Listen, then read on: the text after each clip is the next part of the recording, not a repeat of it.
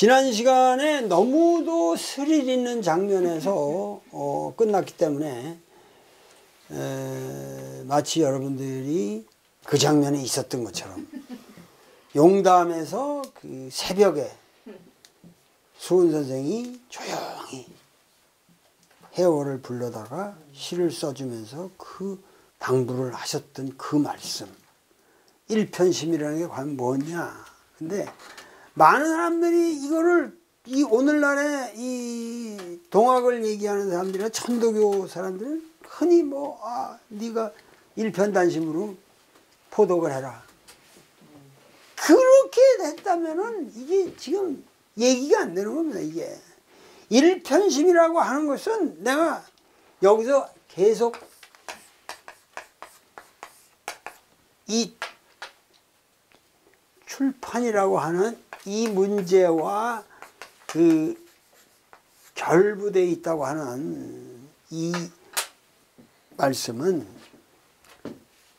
이게 굉장한 의미를 갖는 겁니다. 이게 왜냐하면은 정상적인 그 상황에서 당시 출판을 한다는 것은 그건 어마어마한 그 인력이 동원되어 재력이 있어야 돼요. 당시 뭐냐면은 이 출판이라고 하는 것은 만약에 목각으로 한다고 한다면은 목판을 만들어서 거기에 새겨야 되는데 지금 같은 게 아니란 말이야. 그러니까 그 목판을 만드는 과정이라는 게 보통 여러분들이 아시는 대로 팔만대장경이 전형적인 목판인데 그 목판 인쇄라고 하는 것이 이미 고려 때 그 팔만대장경을 다 만드는 목판인데 그 목판이라는 거는 보통 우리가 그렇게 여러분들 생각하잖아요. 다 백두산에서 켜다가 그 목재로 그냥 뗏목으로 그 거대한 나무들을 다 갖다가 바닷속에다가 3년을 썩혀서 다 진물을 빼가지고 그거를 대패질 해가지고 나중에 오칠하고 팔면 여러분 이게 픽션이에요. 그 픽션이에요. 백두산 미인성 같은 것은 그런 거는 전혀 경판으로 쓸 수가 없습니다. 이 소나무 침엽수는 나이테가 진하고 약한 게 아주 극렬하게 차이가 나기 때문에 각할 때 짝짝 갈라집니다.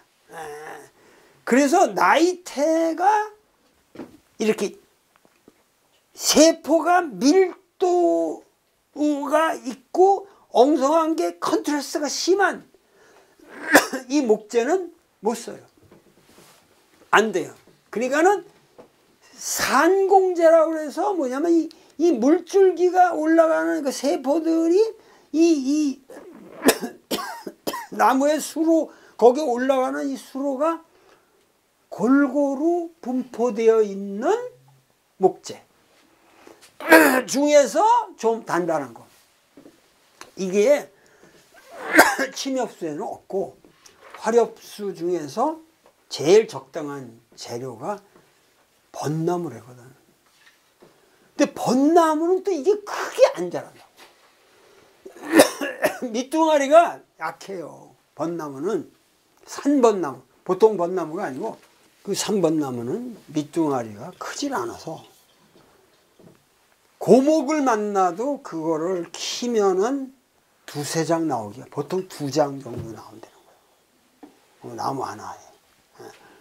근데 이 산벚나무가 고려 해인사의 그 경우는 재미있게도 북쪽에 없어요.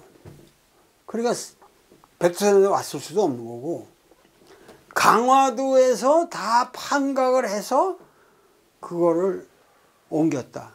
그것도 지금 믿을 수 없는 설로 봅니다. 왜냐하면 산벚나무가 대체적으로 해인사 주변에 제일 많답니다. 그쪽으로 산벚나무가. 그러니까는 아마도 그 각 자체가 해인사 주변에 여러 절간에서 이루어졌다는 거죠. 그걸 강화도에서 새겨서 그걸 사람이 들고 가? 육로로 그 모시고 가야 되거든. 바다로 가, 거기는 풍랑 만나면 그건 끝이기 때문에. 그러니까 그 모든 작업이 쉽지 않다는 거예요. 그러니까 이게 뭐냐면은, 그리고 바다에다가 무슨 물에다가 3년을 썩혔다면 다 썩어서 못 써요. 안 된다고. 그러니까 그게 하는 게 뭐냐면, 옛날에는 이거를 적당한 사이즈로 저기해서 이게 삶아야 돼요. 쪄요. 찌고 삶아야 된다고. 그래가지고 진을 쫙 빼고서 이제 그걸 그늘에 싹 말려서 그걸 켜가지고 나중에 거기다 이제 오칠을 하고, 이 작업이 어마어마한 공정이 들어가는 거예요. 그래서 나중에 그 재료를 딱 놓고 종이를 또 써서 그걸 붙여서, 거꾸로 붙여서 그대로 각한다고 하는 것은, 뭐가지고 지금 참수형에는 극악무도한 국가 대역죄인으로 죽은 사람이 그거를 가지고 그걸 다 도망가기 바쁜데 언제 그런 사업 하냐. 그러니까 일편심이라는 얘기가 이게 간단한 얘기 아니라니까. 그 당시. 응? 너 지키겠냐.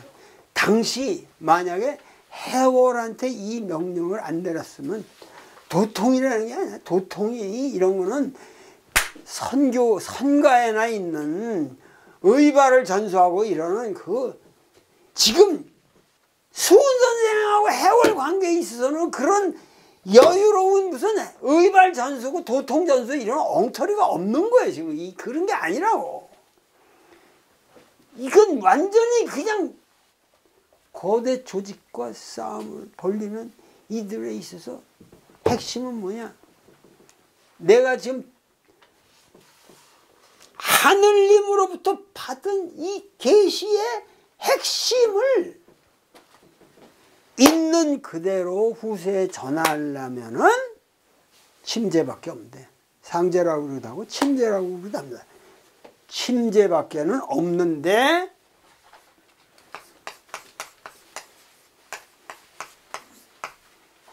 이렇게 되나?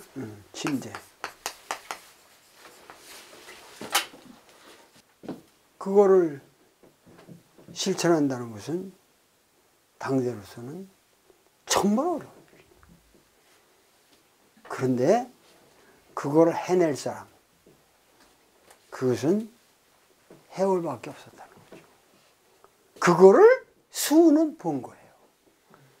그러니까 지금 해월이라는 사람은, 지금 수훈이 이제 그 포독을 하고 사람들이 몰려드는데, 처음에는 뭐 그렇고 그런 사람들이 왔지만은 점점 지나면서 이 수훈의 경지가 높다는 게 드러나니까 지식인들이 몰렸단 말이에요.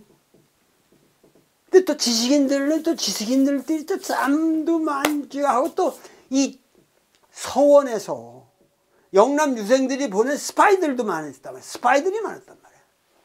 그러니까 그놈들이 와가지고 또 장난치고, 그렇지만은 그 상당한 지성인들도 많이 왔지만은 해월은 완전한, 사실은 내가 보기엔 뭐 그렇게 뭐 무식하다라고 표현할 수는 없는 사람이에요. 그러나 문자 교육을 별로 받지 않은 사람이란 말이에요. 어떠한 통감을 읽었다든가 무슨 사서삼경을 읽었다든가 이런 사람은 아닌데, 그 머슴을 했고 평생을 일을 했거든, 이 사람은. 그렇기 때문에 일꾼이야. 일꾼이고 그런 사람이지만은 해월은 그야말로 순결한 그 마음을 가진 사람이란 말이야.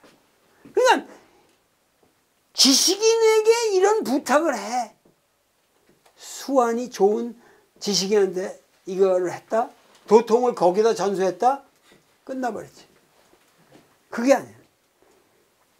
완벽하게 고시고식대로 그 말을 이해하고 그대로 행할 사람, 해월밖에 없었다는 거야. 이 사람이 본 거예요. 근데 이 해월이라는 분은 이 세계 지성사에서 한 나라의 소위 말해서 쉽게 얘기해서 무식한 사람으로서 그 거대한 그러니까 이렇게 생각해봐요. 옥스퍼드 캠브리지 대학에 기라성 같은 학자들이 다 있는데 그들의 물줄기를 아무것도 모르는 가장 무식한 사람들이 그 사람들의 대가리를 다 바꿔놨다. 지금 해월이라는 존재는 우리나라 이 지성사의 가장 거대한 전환을 가지고 있는 인물이거든요. 조선 유학이 거기서 완전히 끝나는 하나의 코페르니쿠스적인 그 코페르니쿠스 이거 말 그 이상의 전환을 개벽을 이룩하는 그런 사상적 물줄기를 실제로 텄는데 그 장본인은 무식한 사람이라는 얘기죠. 순수한 전 우주를 담을 수 있는 순수한 영혼이 있는 사람. 예? 순수한 영성입니다. 이 해월을 수훈이 발견한 거죠. 그럼 이 상제하라는 건 무슨 얘기냐면은 아까 지난 시간에 내가 얘기했지만 이 일편심이라는 것에 구체적인 내용 내가 이 얘기를 하면 사람들이 어리둥절해 한다고. 근데 이 일편심에 대한 해석을 나한테 전해주신 분이 바로 표영삼 선생님입니다. 근데 표영삼 선생님은 완전히 진짜 해월하고 수훈이 그 도통을 전수하는 장면에 옆에서 있었던 것처럼 나한테 말씀해 주실 거예요. 그때 뭔 얘기를 했겠냐. 나는 이제 문밖에서 퇴마루에서 엿드는 정도죠. 근데 이것은 아까 말했더니만 히스토리컬 지저스하고 지금 이거 아니야. 히스토리컬 지저스. 초대교회의 캐리그마. 이 초대교회의 캐리그마의 왕자가 누구야? 이게 바울이란 말이야. 바울 사상이란 말이야. 바울이란 말이야. 로마인서 같은 거 얼마나 진짜 웅장한 구라죠. 로마서 같은 거 보면 진짜 그런 구라가 없죠. 고린도에서 로마에 있는 교회를 향해서 쓴 게 로마인서란 말이에요. 그걸 쓴 게 고린도란 말이에요. 고린도 전후서는 이건 에베소에서 쓴 거예요. 에베소서는 또 딴 데서 쓴 거고, 이거 이렇게 저기인데, 이 캐리그마는 초대교회의 입장으로 인해서 예수를 뭐예요? 예수를 크라이스트로 만들려는 거 아니야? 크라이스트. 하나의 하나님의 아들이고, 이거는 구세주다, 메시아다라는 걸로 만들기 위해서 이 사람은 하나님의 아들이기 때문에 죽었다 살아나고, 부활도 마음대로 되는 거고, 또 다시 또 내려올 거고, 그러니까 캐리그마의 핵심은 크라이스트란 말이야.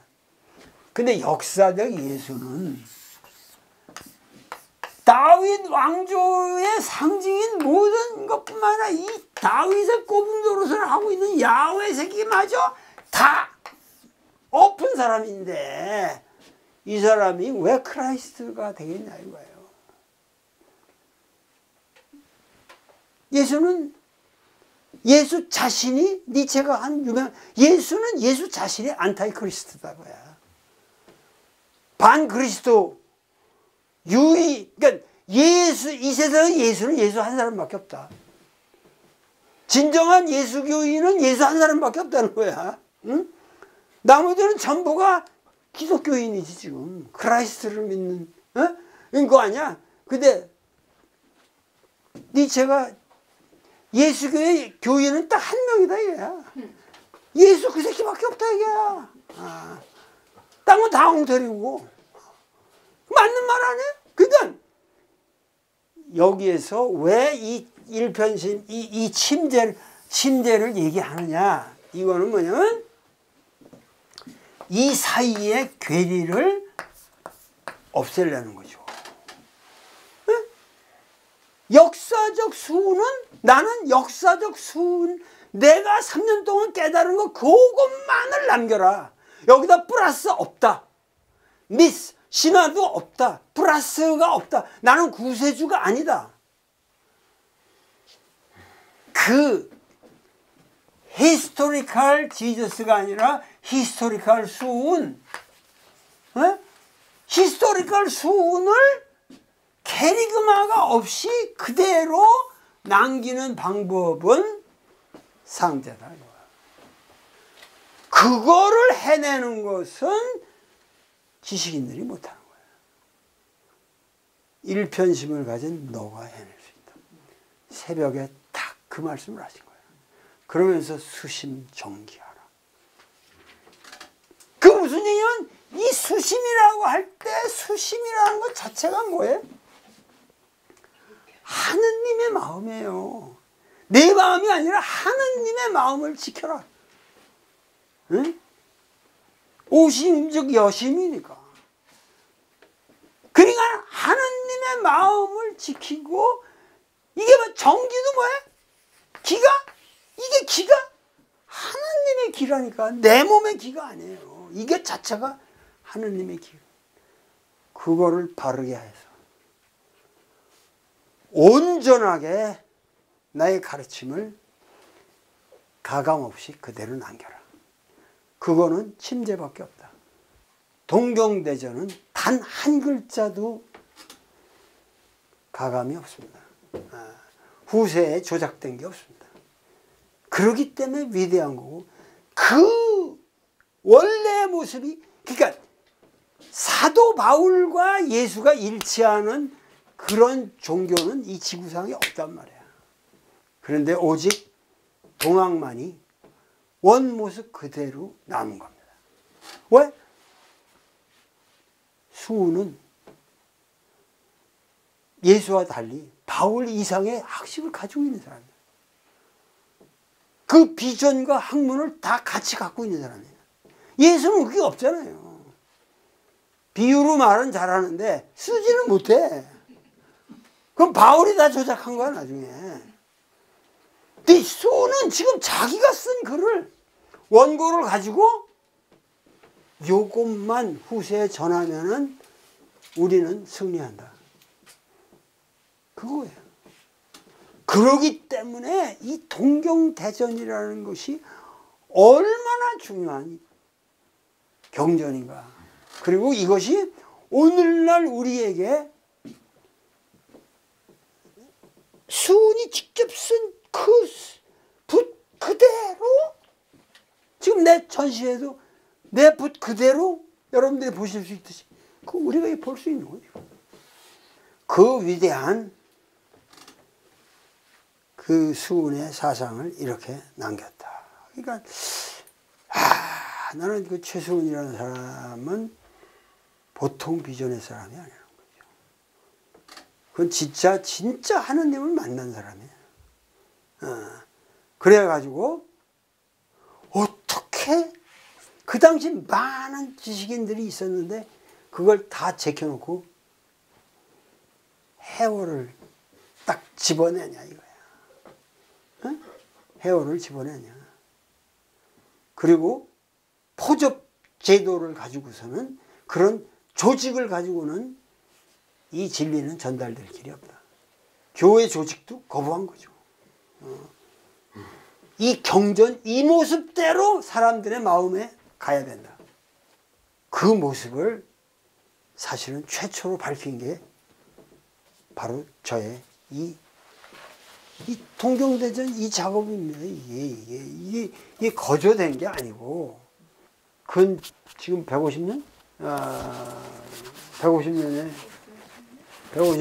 1세기 반의 이 여정을 거쳐서 수은 선생이 펴내고 싶었던 그 가장 원형에 가깝게 이거를 우리가 오늘 여러분들이 접할 수 있는 겁니다. 그리고 그 과정에서 해월 선생의 철저한 약속의 지킴이 있었다는 거예요. 지키신 거예요. 그거를 지켜낸 거예요. 그런데 가장 가슴 아픈 일은 그 표영삼 선생이 평생을 두고 참 그냥 한국의 이런 것을 내가 가슴 아픈 게 뭐냐면은 그렇게 어렵게 그러기 때문에 해월 선생의 별명이 최보따리라고. 항상 보따리를 쳤는데 그 보따리 속에는 수원 선생님의 원고가 들어있었다는 거거든. 자나 깨나 그거는. 그걸 지키기 위해서 오직 그거 하나만을 지고 댕기셨겠어요? 벌써 지식인들이 많으니까 여러 복사본을 만들어서 사람들이 다 지고 댕겼겠지. 그러니까 이런 데 대해서 다 신화적으로 지금, 그러니까 후대에 다 기술이라는 게 뭐라고 그러냐면은 천도교회사를 쓴 사람들이, 나중에 천도교회사를 쓴 사람들이 이거를 신비화시키고 싶은 거지. 그래서 그 어려운 과정에서 그 핍박을 받고 그러다가 다 분실이 돼버렸다. 근데 해월 선생님께서 다 해가지고 도통을 해가지고 어느 순간에 수은 선생으로부터 받아가지고 그거를 다 다시 썼다. 그 영감에 의해서 다시 복원을 했다는 거예요. 그래서 이 전체는 영적인, 꼭 누구냐, 마호메트가 가브리엘 천사한테 맨날 받아가지고 그거 다 쓴 거랬잖아요. 그것도 초기 꾸란을 만들어낸 지식인들의 작업인데 그걸 다 그렇게 보통 말하는 거죠. 가브리엘 천사가 나타나서 맨날 저기 하고 나와요. 네, 그게 알라의 시대. 그런 식으로 알라의 계시에 의해서 이 수은에 이게 다 됐다. 그래서 그거를 뭐라 그러냐면 또 구송설이라고 그래요. 구송. 이렇게 쓰나?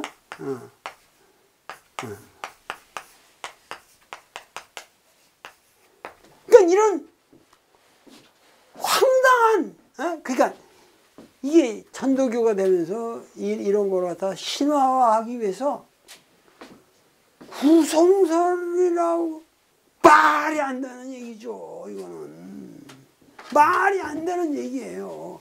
그렇게 되면 우리 이 용담유사 자체의 가치가 싸그리 사라지는, 이게 한 글자라도 구송, 이 수은 선생이나 한학을 아는 사람이라면은 그런 말을 할 수가 없는 거예요. 표영삼 선생님이 얼마나 가슴 아파 하셨는지 몰라요. 그런데 그런 얘기의 가장 중요한 거는, 이거는 해월이라는 존재 자체는, 해월이라는 사람의 존재 자체는 그 수은 선생의 말씀을 그대로 지킨 거기에 있단 말이야. 그리고 그걸 지켜내셨다. 그러고 최보딸이라는 그 말은 한마디도 거짓이 없는 거고.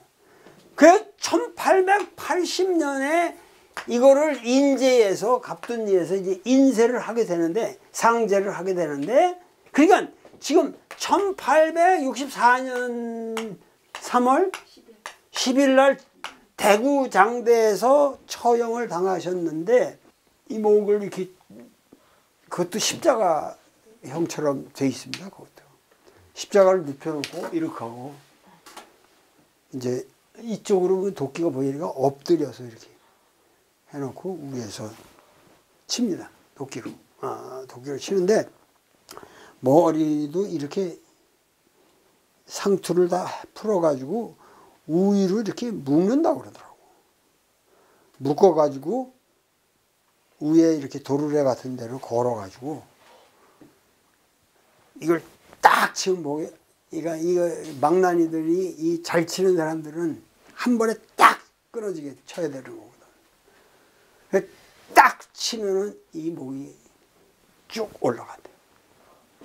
잡아당기는 작.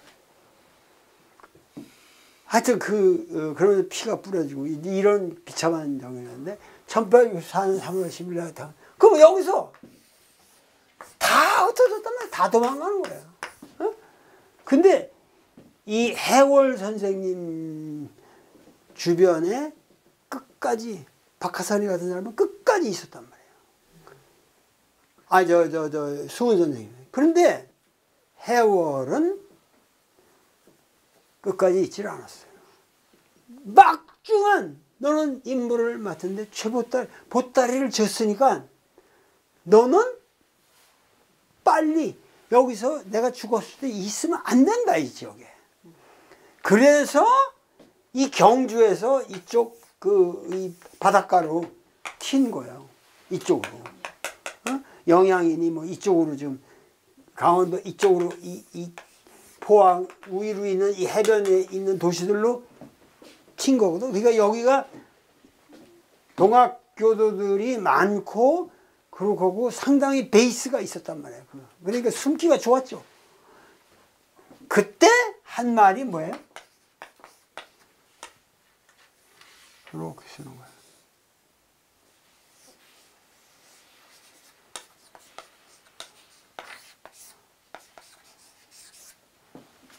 고비원주하라. 날아가라. 높게 날아라. 날아라. 높게 날아라. 멀리 튀어라.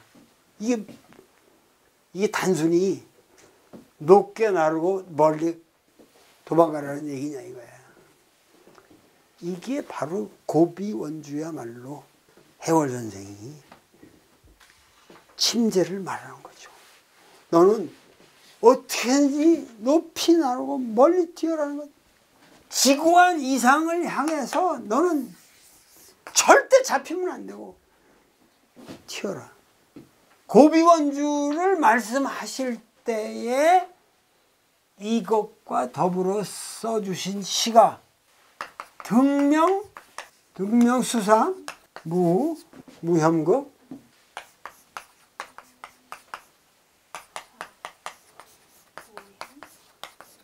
이게 얼마나 이게 대단한 고비원주라는 것은 높게 튀고 멀리 날아라. 높게 나르고 멀리 튀어라. 어? 높게 튀고 멀리 날아라. 높게 나르고 멀리 튀어라. 그때 써주신 시가 이거였어요. 등이 밝아서 어디 물 위에 수상해 물 위에.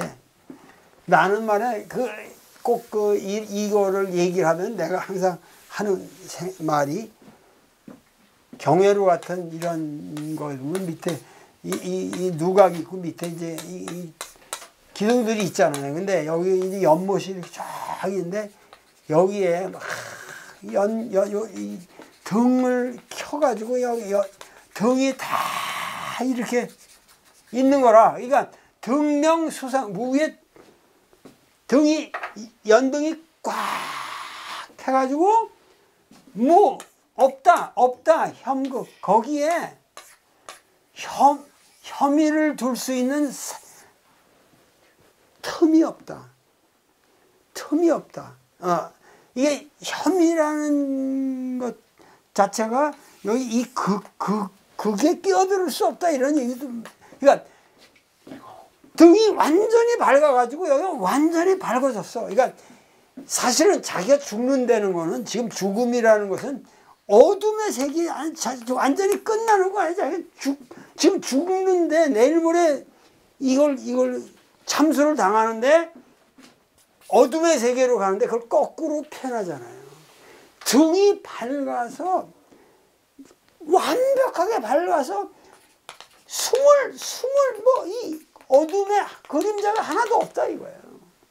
그런데 여기 이 거대한 이 세계에 드러난 이 모습을 버티고 있는 여기 기둥들이 있어. 이 기둥들이 겉으로 보면 다 말라 비틀어진 썩은 나무들처럼 보여.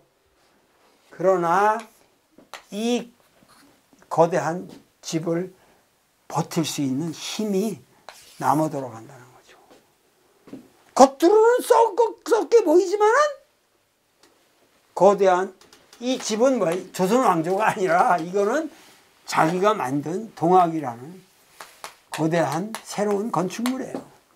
이 동학을 버텨낼 수 있는 이 지금 썩은 등골처럼 힘은 다 말라비틀어진 등골처럼 나는 맥없이 죽는 것 같지만 민중들의 이 마음은 이미 조금도 어둠의 그림자가 없이 다 밝아졌다. 나의 이거를 버티고 있는, 동학을 버티고 있는 이 기둥은 말라비틀어진 것 같지만은 생명력이 넘친다. 그리고 앞으로 몇만 년을 버틸 수 있는 힘이 있다. 그러기 때문에 이 도통을 받은 너는 높이 날라라. 멀리 튀어라. 그래서 내가 고비를 나는 뭘로 했냐? 인간의 모든 관념을 해탈해서 나의 철학적 경지를 새롭게 만든다. 이걸 나는 나의 인생의 고비로 생각했어요. 내가 20대 이거를 접했을 때 고비, 원주, 멀리 튀어라는, 내가 하버드까지 갔지만 하버드가 아니라 민중의 마음으로 내가 원주한다는 거. 끝없이 달려간다. 그래서 우리가 살 길은 지금 세상이라는 게 완전 갇혀있어. 조선 이 반도가 갇혀있고 이 산발선이 들여가지고 완전히 섬이 돼버렸어. 그러나 나에게 희망이 있다. 나는 고비 원주할 수 있다. 정신적으로 높게 나르고 전 세계를 향해서 나는 튈 수 있다. 고비 원주할 수 있다. 20대 나는 이 수은이 해월한테 전한 이 비전을 20대 접하면서 장도에 오른 거야. 내가 유학의 장도에 오를 수 있는 그 깡다구. 사실 내가 외국을 이렇게 하지만 내가 정말 진짜 깡다구로만, 깡다구 하나로 된 거예요. 백 선생님은 그래도 상당한 뭐 서포트가 있을 거예요. 근데 나는 이제 그냥 쌍 깡다구 하나로 돈 한 푼 누구한테 의뢰받지 않고 고비 원주를 실천한 거죠. 그 힘이 어떻게 가겠어요?